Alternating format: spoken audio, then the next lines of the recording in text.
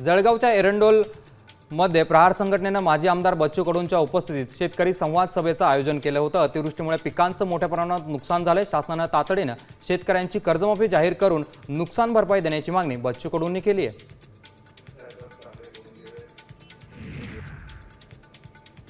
सोलापूर जिल्ह्यातील दरफळमध्ये सीना नदीच्या महापुरामुळे अडचणीत सापडलेल्या ग्रामस्थांना सेवाभावी संस्थेकडून मदत मिळते। कपड्याच्या स्वरूपात आलेल्या सर्व मदतीची माणुसकीची भिंत तयार केली आहे। त्या ग्रामस्थांना हवे असतील ते कपडे ग्रामस्थ घेऊन जात आहेत। जळगावच्या भुसावळ वीज निर्मिती प्रकल्पासमोर अडथळा निर्माण करणाऱ्या वाहनांवर कारवाई करण्यात आलेली आहे। राख वाहून करणारे बलकर वाहन प्रकल्पासमोरील सुरत नागपूर महामार्गावर उभी करत असल्यामुळे वाहतुकीस अडथळा निर्माण होतोय, म्हणून अपघात होण्याची देखील शक्यता वाढली आहे।